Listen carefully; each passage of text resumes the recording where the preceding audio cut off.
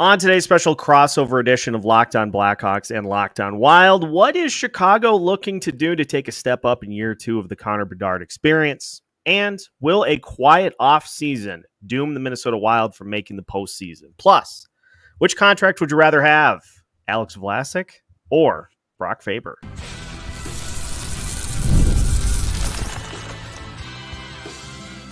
You're Locked On Wild, your daily podcast on the Minnesota Wild, part of the Locked On Podcast Network, your team every day.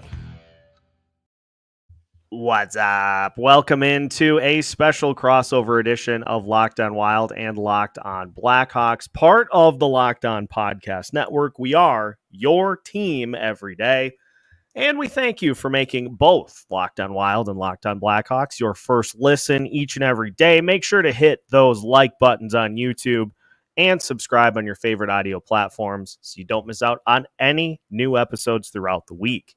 Today's episode of Locked On Wild and Locked On Blackhawks is brought to you by FanDuel. Place your first $5 bet, and you'll get started with $200 in bonus bets guaranteed. Visit FanDuel.com to get started. On today's crossover episode, we take a look at what Chicago is looking to do for a step up in year two of Connor Bedard's tenure. We'll also talk about the Minnesota Wild, who had a quiet offseason but still have postseason aspirations. And we will take a look at two young defensemen and see which contract we would rather have based off of what they do for the team. My name is Seth Toupal, host of Locked On Wild, and joined, as mentioned, by Jack Bushman of Locked On Blackhawks. Jack, it's getting close to the start of the season, which means that the Central Division collisions are going to be here before we know it. And let's just hop right in and talk about a season for Chicago in which they get Connor Bedard's feet wet. He wins the Calder Trophy. So I'll ask you point blank, what needs to happen here in year two for Chicago Brass to feel like the season is a success?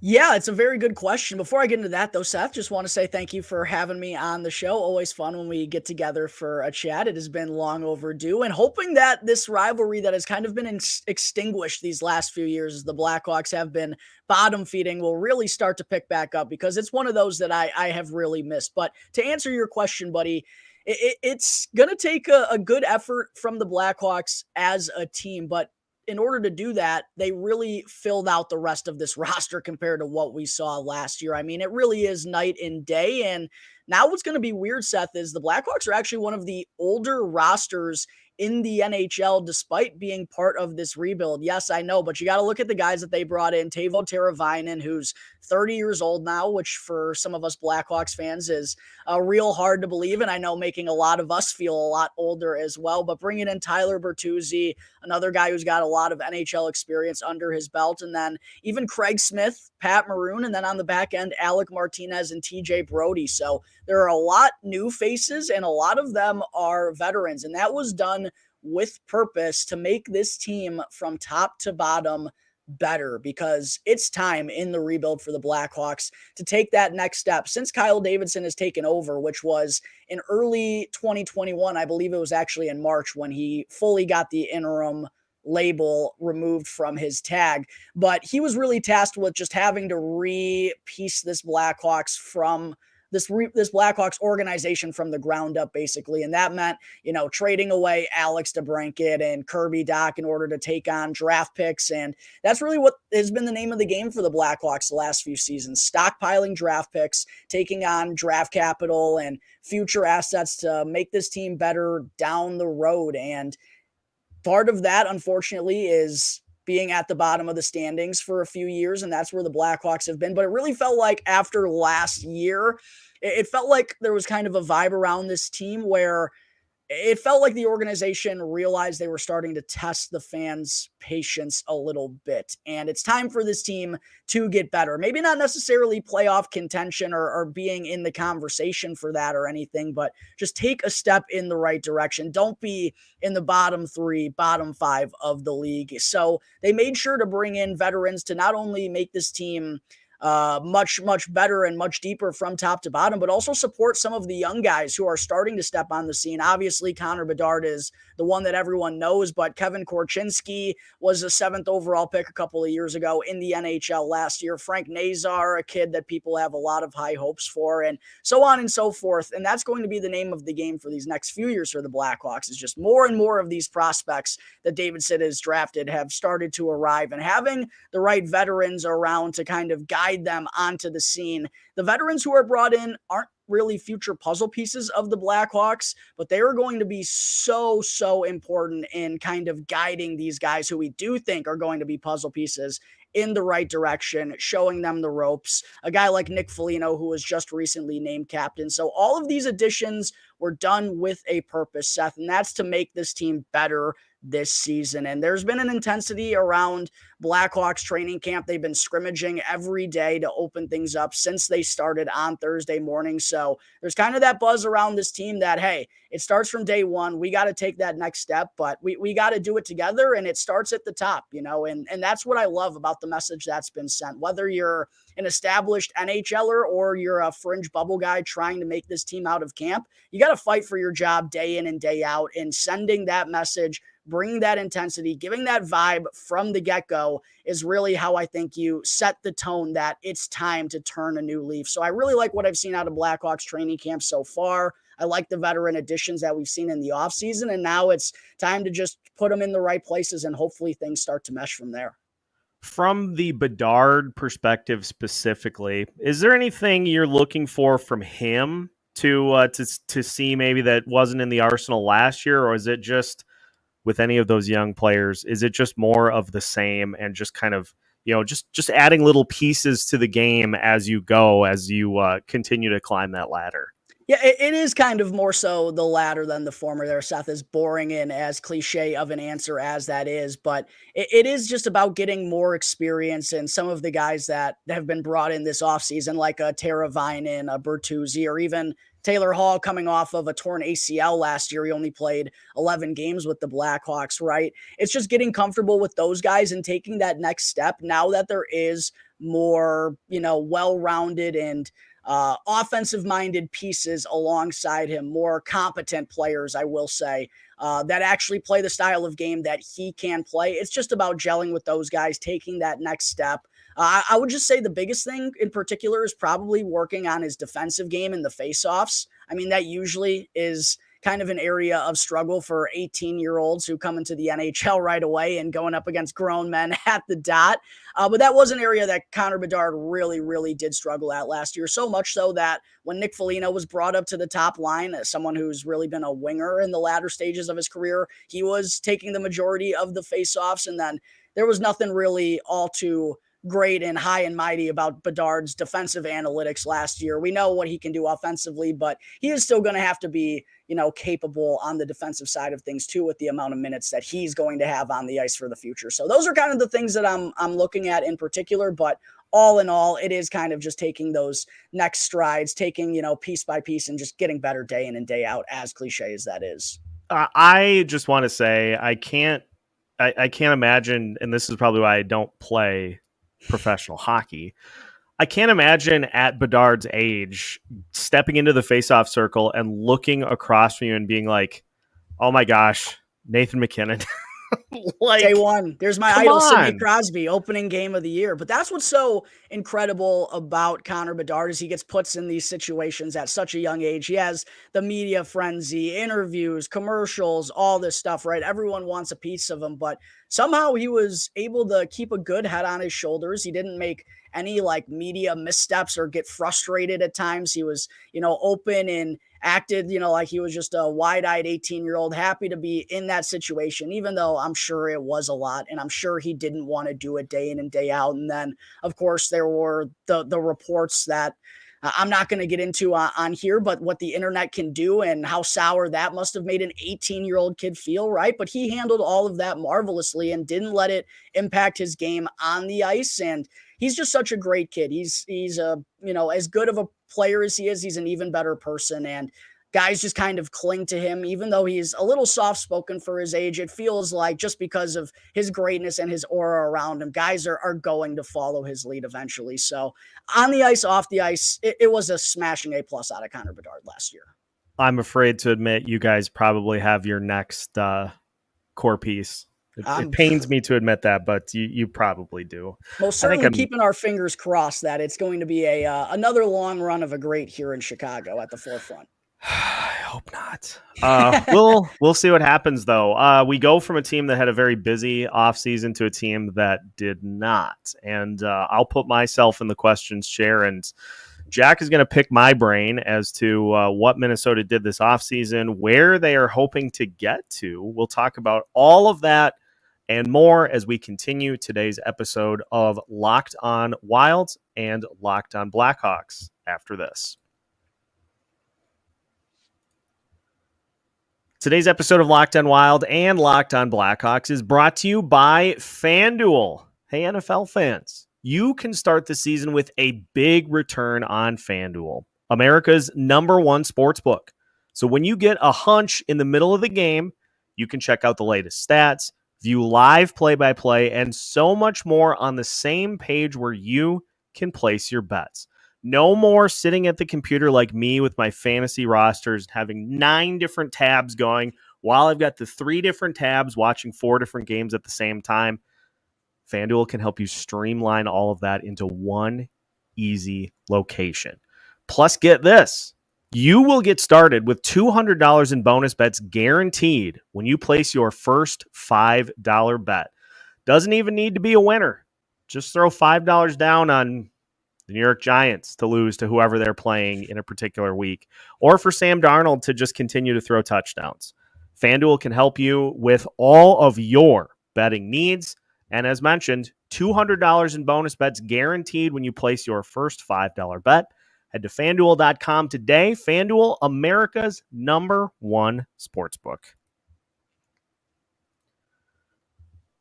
Welcome back to today's special crossover edition of Locked On Wild and Locked On Blackhawks. Again, we are your team every day, part of the Locked On Podcast Network. All right, Jack, I'm going to step into the chair and go ahead and pick my brain as to all of your burning Minnesota Wild questions.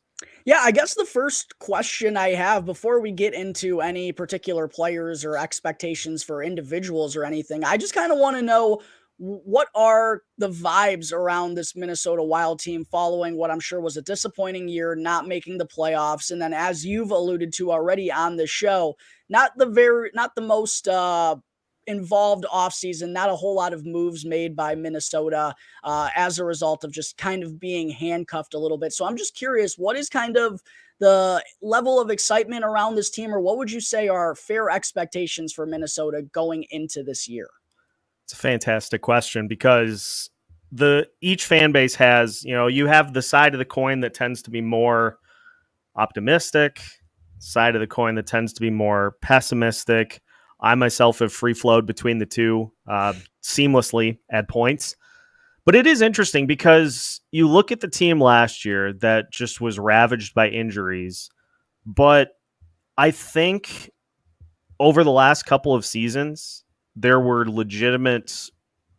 valid reasons to say, hey, maybe we should look at this a little different way. Maybe we should try some new pieces, mix things up a little bit, and try to go at this a different way. And the Minnesota Wild have stuck to the group that in 2021, 2022 was a 50-win team and 113-point outlet. There are some key subtractions from that team to this team, but the thing that I think is the common refrain from those that are just not really sold on what this Wild team is going to do is that this entire roster is basically, 2 to 3 years older. And you're expecting those same guys to do the same things that they did a couple of seasons ago. And a lot of those seasons were career years for guys, not necessarily like, hey, this is something that we can consistently expect over the next few years. And so there's this gridlock with the roster. And Wild fans have heard over the last few years, especially, how good the Minnesota Wild's prospect system is. The Athletic had them ranked as high as number 1 2 seasons ago. And, they're still in the top 10. And I think people want to see just some youth and some excitement on this roster, some jolts that can maybe breathe some life into this team that at points last year just looked lifeless. Now, some of that due to injuries, but it is just a situation of, do you believe that what happened last year can be avoided? And to be perfectly honest, it was a high volume of injuries that affected the team, but declining performance in other players, only one line down the stretch that was even capable of scoring consistently. Those are problem signs. Those are warning signs for kind of where this team is headed. And so the fact that for the pretty much second season in a row, the Wild are just going to get off the mat and go do it again, I think leads a lot of people to saying, well, if it didn't work last year, why is it going to work this year? The Wild do have some very good pieces on this roster. We'll talk about Brock Faber here in a little bit. They've got Kirill Kaprizov, who is worth about 11 points in the standings by himself, which is something that not a lot of other teams in the NHL can boast. There just are a lot of pieces on this roster that need to be fleshed out. The fourth line for the Wild last year, I think in the final 40 games of the season or 30 games of the season combined for 10 points. Like, you just can't have that. Like, they need to get some deeper production from the lineup, and that's where everybody points to the prospects. If these veteran guys aren't getting it done, let's get these kids in here, and at worst, they'll get some experience and kind of learn on the fly. But that's where the gridlock comes in. And kind of to talk about the kids a little bit here, a bit more, when taking a look, at least from an outsider perspective, Seth, looking at this forward group that the Minnesota Wild have this year, it's a lot of the same names up top. We know Kirill Kaprizov is going to be the leading charge. Matt Zuccarello's there, Ryan Hartman, Marcus Johansson, Joel Eriksson Ek, right? But as you kind of alluded to, when they had that big year 2 seasons ago, that was career years from a lot of those guys, and most of them are over 30 and not getting younger. And to me, it just kind of feels like for this Minnesota Wild team offensively to get back to where they were 2 years ago, it feels like it is kind of on the young guys to make them. It feels like it's a make or break type of group for Minnesota. In particular, the 3 I'm talking about are Matt Boldy, Liam Ogren, and Marco Rossi. It feels like if those 3 are playing great, this Minnesota Wild team offensively can get back to where they were, obviously with Kaprizov leading the way. But is that kind of a fair assessment from an outsider perspective? It feels like if the Wild get production from Boldy, Ogren, and Rossi, there's potential for this offense to be really good. Yeah, and especially on the Liam Ogren front, because you look at what Marco Rossi did last year with 21 goals, and the hope is that he can build off of that as kind of a foundation for the type of player he is at the NHL level, because he did that with 2 spots on the same line as him that really just were non-existent for most of the season. So 21 goals essentially by himself is pretty impressive. So the hope is that he can build off of that. Liam Ogren is the wild card here, because as of right now, it sounds like Marcus Johansson's going to get that second line wing spot again. I think we know the story as to what to expect from that spot, and I think if you put somebody in there that has more of a shoot first mentality, that has potential to really be a line that can give you something to complement what Kirill brings on that top line. And the thing that really set this team apart in that 2021-2022 season was that they had 2 lines that could score, and they had a third line that never allowed anybody to score. And as a result, they racked up just a huge goals differential with their number 1 defensive line. So if they could get something like that going, not necessarily for the third line, just one of those lines that can really come in and frustrate the top option for the opponents, that's going to help them out as well. But for Blackhawks, for Locked On Blackhawks listeners too, there was the news earlier this week that Matt Boldy is going to be week to week with a lower body injury. By all accounts, it sounds like he avoided major injury. He's going to probably miss most of camp, but should hopefully be back by the season opener. So from a fantasy hockey perspective, you probably can still at least keep an eye on Matt Boldy in your drafts. But you're right. He's a huge piece of what this team is doing. And I just hope that if some of these veteran guys don't carry their weight, don't produce, that then Bill Guerin takes a long look in the mirror and says, all right, we gotta fill these spots in the lineup with players that are going to.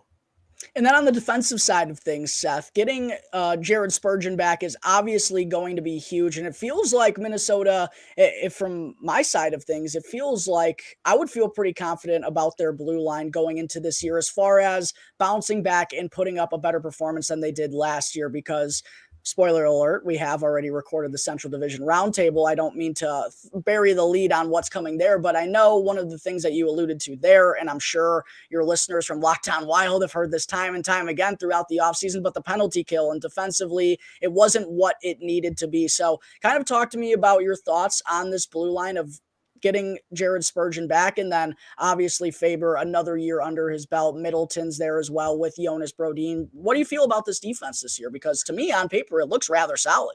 I think defensively, I look at these three different groups for the Minnesota Wild: offense, defense, special teams, and defense is the one that I can definitively say is going to be better this year because Jared Spurgeon being back is going to do a bunch of different things. It's going to take pressure off of all the other top four guys. It's going to take pressure off of Faber. It's going to take pressure off of Brodin. It's going to take pressure off of Middleton too, because not only are you not asking them to do as much as they were doing last year, you're also slotting them back into their natural point in the lineup. The big question for me, Jack, is going to be, how quickly do they go 0 to 100 with Spurgeon? Like, does he play maybe second pairing to start the year to just try to get him back and acclimated before going, okay, let's get you back up to 25, 28 minutes a night? Because Brock Faber showed he can do that last year. He played 30 minutes like 7 different times, which is insane. But it's going to be interesting to see how they kind of ramp him back up. But it's going to provide a very big boost for this team, not only defensively, but also from a leadership standpoint. Not having your captain all season and having your team look kind of rudderless is not a coincidence. And so the fact that he's back and will hopefully be able to help restore some order, especially if things don't go well early, that's going to be big. But you're not relying on guys like Alex Goligoski, like John Merrill. Like Merrill is still on the roster as a seventh defenseman, but you're not relying on him for third pairing or even second pairing duty like the Wild were last year. It just everybody slots into their natural part of the lineup, and everybody's responsibility levels are dialed back a little bit, which I think is going to lead to, being able to utilize those top two pairings, especially pretty frequently. And I think it's going to take some huge pressure off the goalies too, because you're playing behind some of those D pairings that the Wilds deployed at points last year, and that'd be enough to make me want to pull my hair out. So the fact that everything just is kind of naturally slotted back in, I think is going to be huge for this team. I'm sure Peter Mrazek knows that wanting to rip his hair out feeling all too well. But speaking of the goaltender, Seth, the final question that I have for you here, going with the Philip Gustafsson, Marc-Andre Fleury duo in net once again for the Wild, what is kind of your confidence level in that duo? What did you think about bringing Fleury back? And then also to kind of tie a bow on that, what is the vibe around Jesper Wallstedt still having to be kind of isolated out of that NHL tandem for another year when I have seen him do unbelievable stuff in the AHL Central Division to my poor Rockford IceHogs? Well, the ironic thing here is that the Minnesota Wild have been pretty outspoken that they're going to try a 3-goalie tandem at points this season. What? And I've spent at least a couple of episodes talking about this. I don't like it from a roster standpoint because you're right up against the cap, and I feel like that roster spot would be better served not having a goalie just sit, maybe play once every 5 to 6 games, actually having a forward up that can assist. But Bill Guerin has said, and John Hines has said, it's going to be a fluid situation, which means, depending on the schedule, he may head down to Iowa, play some games there. If there's a heavy workload of NHL games, then maybe he gets called up to assist with that. Marc-Andre Fleury is certainly getting up there. And so I worry about the belief that they can just simply say, okay, we're going to go Gus and we're going to go Fleury for the entirety of the season, and that's going to hold up with the exception of maybe a couple of starts here or there for Jesper. I just don't see that being a reality. I'm not as worried about Filip Gustafsson. I think he'll have a nice bounce back this year after just really his season got buoyed down by 2 bad months. Beyond that, he was pretty good. I think he'll be able to bounce back. I really don't know with Fleury at this point. Like he's capable of giving you, one of those kind of turn back the clock starts every once in a while, but it's just we see it happen with every player, especially with the goalies, is after a while, your reflexes start to kind of drop, and that's when you start to try to anticipate where the puck's going, and that's when you get beat. So it's going to be interesting to see how this plays out. I guess I just am at the point where I think Jesper is best served playing wherever that be, as opposed to sitting on the bench, but we'll find out. Yeah, certainly an interesting situation. And I mean, just looking at Wallstedt in the pipelines these last couple of years, I figured this was going to be the fitting time for him to take that leap, but Flowers coming back. I thought he was old when he was on the Blackhawks 2 years ago. So we'll see. We'll see. We'll find out. Well, let's finish with a fun little debate because both teams have some young defensemen at their disposal. And so we're going to take a look at a couple of contracts and see which we would rather have based off of how long and how much money the contract is. We'll do that to finish today's episode of Locked On Wild and Locked On Blackhawks after this. Today's episode of Locked On Wild and Locked On Blackhawks is brought to you by Indeed. We are driven by the search for better. But when it comes to hiring, the best way to search for a candidate isn't to search at all. Don't search, match with Indeed. If you need to hire, you need Indeed. Indeed is your matching and hiring platform with over 350 million global monthly visitors, according to Indeed data, and a matching engine that helps you find quality candidates fast. Ditch the busy work. Use Indeed for scheduling, screening, and messaging so you can connect with candidates faster. Plus, listeners of this show will get a $75 sponsored job credit to get your jobs more visibility at Indeed.com/lockedon. Just go to Indeed.com/lockedon right now and support our show by saying you heard about Indeed on this podcast. That's Indeed.com/lockedon. Terms and conditions apply. Need to hire? You need Indeed. Today's show is also brought to you by Prize Picks. Prize Picks is the easiest and most exciting way to play daily fantasy sports. All you do is pick more or less on 2 to 6 player stat projections and watch the winnings roll in. For instance, one Caleb Williams passing yard gets you 1 win on Prize Picks every week in September. That's right, only 1 yard gets you an automatic win every football weekend in September. 4 weeks of free W's. Don't miss this deal on Prize Picks because it's gone when September ends. Plus, Prize Picks helps you cash out even if your lineup isn't perfect. With the flex play, you can double your money even if one of your picks doesn't hit. Download the Prize Picks app today and use code LOCKEDONNHL and get $50 instantly when you play $5. That's code LOCKEDONNHL on Prize Picks to get $50 instantly when you play $5.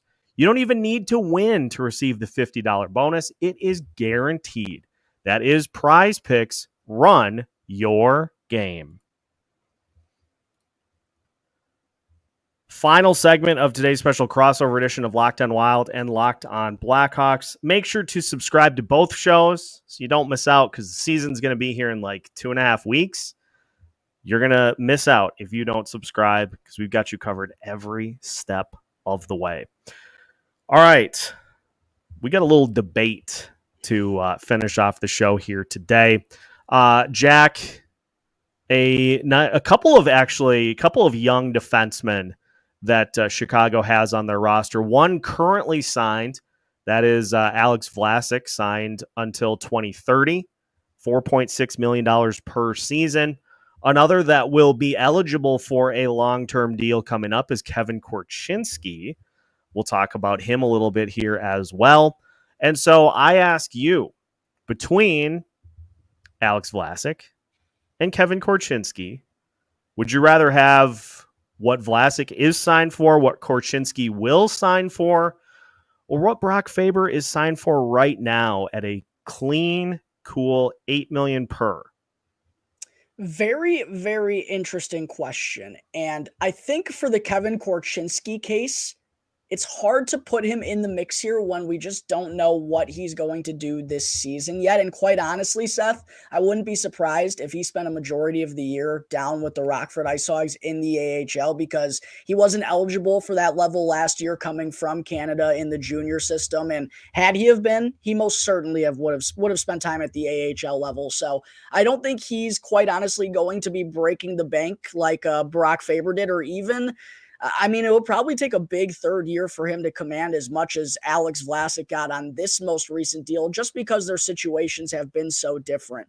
What I will say from a Vlasic to Faber perspective is I do think their cap hit is rather interesting for what they provide. And I want to preface, I am not making an argument in a world where I would rather have Alex Vlasic, who's 23 years old, than Brock Faber, who's 21 years old. Considering what we saw Brock Faber do in the NHL last year, to add 2 years younger, we know he has the higher ceiling. He is the better offensive player between the two. There is no debate there. However, for what Alex Vlasic provided the Blackhawks, mostly on the defensive side of things, because offensively, I did think he looked better and showed more puck-moving ability than I ever foresaw when the Blackhawks first drafted him. And I think a lot of that has to do with how they handled him down in the AHL. But defensively, in what was basically his rookie year, technically, because he had gotten some NHL stints, he wasn't officially labeled a rookie, but for him to take on a top pairing role along with Seth Jones, and quite honestly, he was better than Seth Jones on the defensive side of things right from the get-go, and to really be comfortable in those 20, 25 minute per night situations at 22 years of age, it was so impressive. And you have to feel a sense of relief that the Blackhawks, especially having Kevin Korchinski, there's another defenseman in the system, Wyatt Kaiser. They've had offensive-minded defensemen, Adam Boquist going back a couple of years ago. They haven't really had a rock-solid defensive-minded D-man that they've developed since like Nicholas Hjalmarsson, basically. And to feel like we have that in Alex Vlasic, and to really just establish himself as one of the premier shutdown defensive defensemen in the league at his age, and to have him at that $4.6 million AAV through 2030, that's where I think this is a little bit of an argument. I don't still think I would go with Vlasic's contract over Faber's, because he's 2 years younger and has the runway and has the higher offensive ceiling. Like, there is superstar potential with Brock Faber. Alex Vlasic doesn't have that. But I do firmly believe that in 2026, 2027, when we're looking at his contract and we see $4.6 million cap hit next to it, that is going to be one of the best steals in the NHL. I do firmly believe that, Seth. I can't wait until about 3 years from now when Zeev Buium and Brock Faber are both on the top line with matching 8x8s and just giving the rest of the league nightmares with what they're capable of. It is interesting though, because I'm sure a lot of people listening, when they saw me tee that up, were like, oh boy, here we go. Oh yeah. But it is all about getting value out of the contract that you sign players to. And obviously Vlasic is viewed on one scale, Brock Faber viewed on another. And it's crazy that in his first full season in the league, Faber did things that make people look at that $8 million mark and they're like, oh, that's a bargain. Like with all the things that he is capable of doing. And the best part in my mind is the fact that he added stuff to his arsenal that he had never done before. Like manning the power play was something he had never done. And he just took to it like a natural. And so that's kind of where I look at it is the higher the AAV, the more you hope that these players add to the mix. And Brock Faber certainly has plenty that he adds to the table. But this will be interesting to look at a few years from now and see where we're at with things again. But it wouldn't matter if it was 4 million. It wouldn't matter if it was 10 million. I'm very satisfied with what Brock Faber brings to the table. Oh, 100%. And quite honestly, when having this debate, it's almost an unfair conversation to have because they're just two entirely different players at very different stages of their careers. But of course, Blackhawks fans, Wild fans have been in communication with each other, I'm sure, since the Connor Bedard, Brock Faber debates over the Calder Trophy. I'm sure there were some salty Blackhawks fans out there that when Vlasic got his extension, wanted to throw some jabs Minnesota's way. So listen, I'm not here for those Wild fans out there. I'm not here to say I'd rather take Vlasic over Faber. I'm not saying that, or even their contract situations. I just do think it's going to be an interesting one to look at because both of them are signed on long-term. They're both going to be big pieces of the puzzle for their organizations. And yeah, it's going to be fun to watch both of them shine on their respective teams' blue lines for years and years to come. I have two Calder conversations that I'm just going to be part of for the rest of my life. Robertson and Kaprizov, and now Faber and Bedard. So I hear plenty of it, but that's I think a nice little primer for getting the season started for both of these teams. Obviously, we're going to see plenty of each other being Central Division rivals. So, like you said, hopefully the rivalry can get rekindled here a little bit because it has been, I think, 15 straight in the regular season. It's been a little. Oh my gosh. It's been a little. I don't even think we beat Dean Evason. I don't think we beat him once while he was here. No, probably not. I don't think that happened. We'll see what happens because it's been a minute, but better days are ahead for Chicago and better days are ahead for Minnesota, I'm sure as well. So thank you everybody for tuning in to this special crossover edition of Locked On Wild and Locked On Blackhawks. Make sure to hit that like button before you hop off YouTube, and make sure to follow on your favorite audio platforms as well so you don't miss out on any new episodes gearing you up to the start of the season. We've got new ones for you every Monday through Friday as part of the Locked On Podcast Network.